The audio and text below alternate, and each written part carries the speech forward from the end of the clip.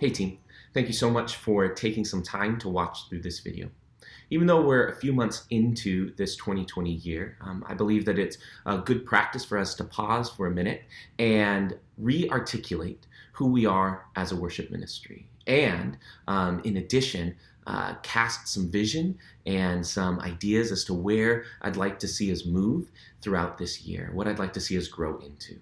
In this video, you're going to hear me talk a little bit about a more formalized vision for our whole worship ministry, the mission that could drive how we accomplish that vision, some values that undergird the ways that we interact with each other, and a more formalized articulation of the structure of the worship ministry as it has been growing, as it has been thriving over these number of years. I'd like to make sure that we all kind of know what that looks like and how we're all interconnected together.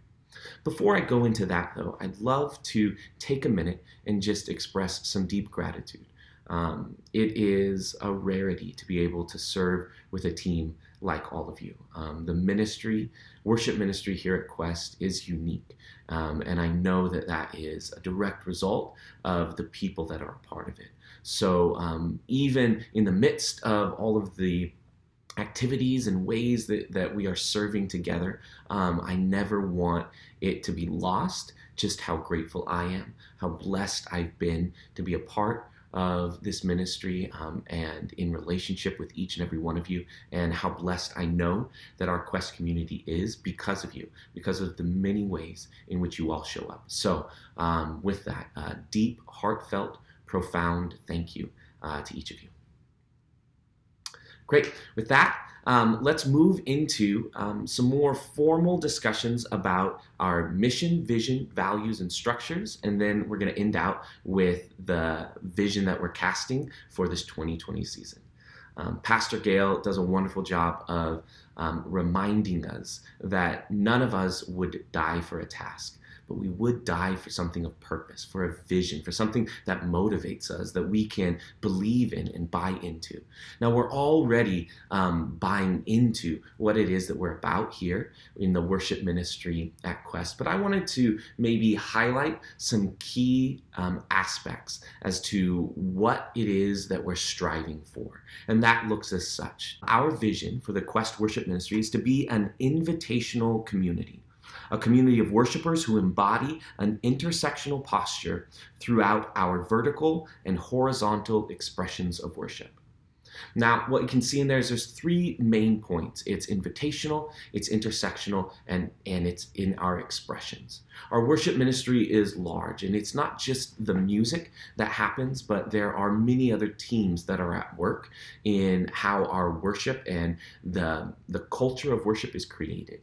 But in all of those teams, I want to make sure that we're always keeping in mind an invitational spirit, meaning that we are keeping our eyes external. Who is with us, and how do we create a space that communicates to those people that they're invited, that they belong, that all are welcome here. Intersectional is one of those words that we're going to be using a lot throughout this year as a worship ministry, and that we're going to hear throughout Quest as well. And it's a word that just speaks to the varying ways in which our racial, sex, gender, ethnicity, ability, and many other identity markers intersect, not just in our own selves, but intersect with the different structures, the different systems, the different experiences around us. So as we are a multi-church, the intersectional term just notes that those multi-experiences are all crossing each other, and they make not just for individual unique personalities, which they do, but they also make for unique sets of experiences that people have in common and that people have in a way that's different to each other. For us then, as a worship ministry, we want to be very mindful of that and mindful of how that multi-perspective informs our posture, informs how we engage with all of our different environments and expressions of worship. And then that leads to the last one. When we talk about expression, we talk about it as a vertical and horizontal. Vertical meaning that we are expressing our adoration and our praise to God. We are always wanting to point upward to God, point to the ways in which God is at work. But we are doing that in community. And that means that we are constantly negotiating how our personal vertical expressions of worship interact and make space and room for the horizontal relationships that we have with each other, and how we do that in community in ways that honor, respect, and value those that are with us. So if we have our vision, that's what we're aiming for, and that's what we want to continually strive for, is to be that type of community that's invitational, that's intersectional, that is vertical and horizontal in how we express the ways that we worship. We do that through this practice of mission, reminding ourselves of how we put that on the ground. Missionally, it means that we are seeking to authentically represent our community's diversity without tokenizing that difference.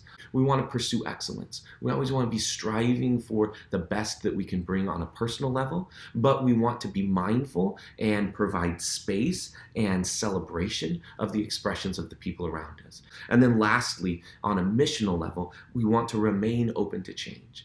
We never want to become stagnant, but we always want that change to be grounded and rooted in a seeking after what it is that the Holy Spirit's doing and the prompting that the Holy Spirit's. So it's our belief that if we are anchoring ourselves in those missional kind of statements and claims, that it's moving us consistently closer to a fuller expression of that mission, or of that vision that we talked about, to be that invitational, intersectional, horizontal and vertical expression of a community that worships in that full sense. Lastly, in this regard, I want to talk about the values and then how that informs the larger structure of our worship ministry. In this regard, I want to talk about community artwork and spirit, because our worship ministry expands past just the ways in which we express musical worship. When we talk about community, we're talking about the importance of togetherness. In Swahili, there's a word called jamii, and it's a word for community, it's a word for society, and another component of that is togetherness. What does it mean to be together? To be tied to each other, that we're doing this together. It's not just you coming in and plugging in your piece and then stepping out, but there's a togetherness that should always be held in common.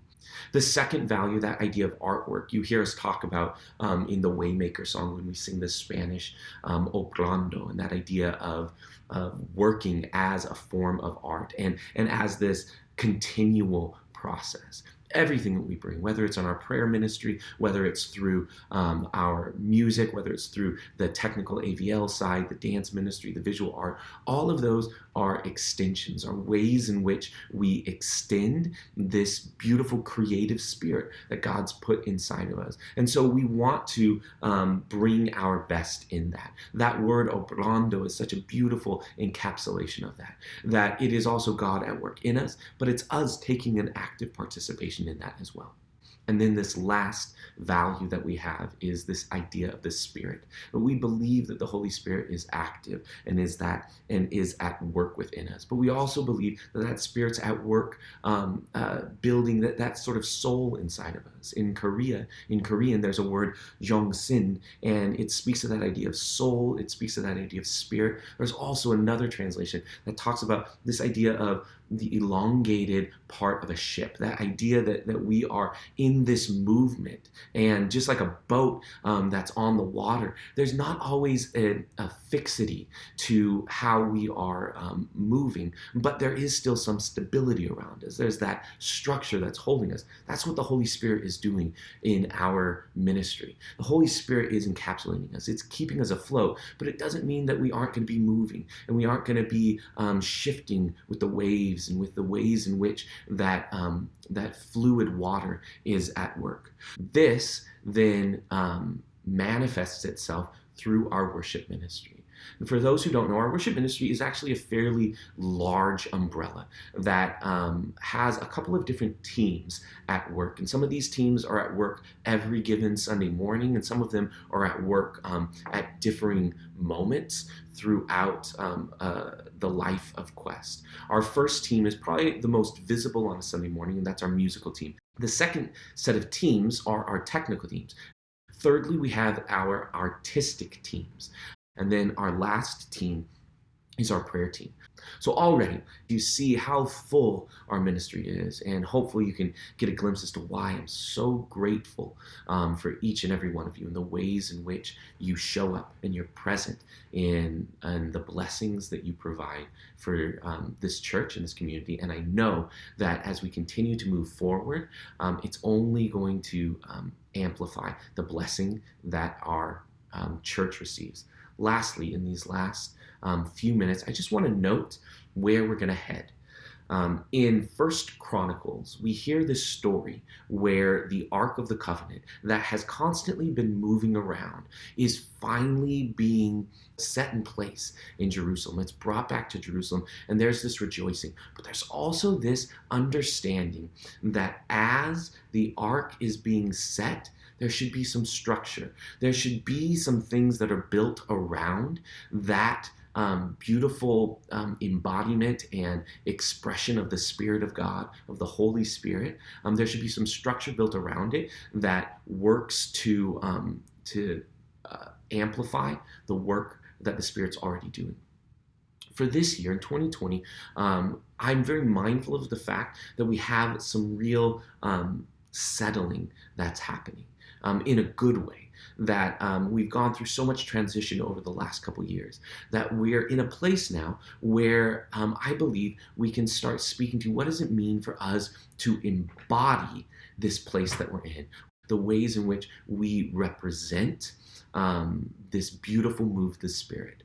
And so to do that, I'm going to be connecting with each of us over these next 2 months, over March and April, individually, just as a way to check in as to where you're at, and then speak a bit more as to how we as a ministry can encourage you and uplift you and empower you to step more fully into that act of embodiment.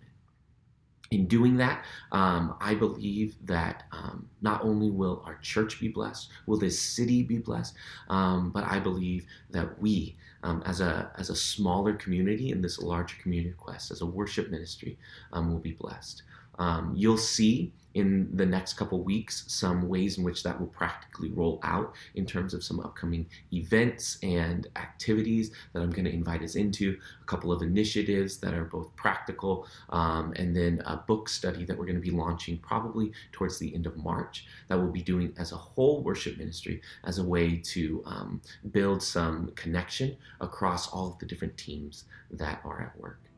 Again, I just want to express deep gratitude and thankfulness for each and every one of you. Blessings.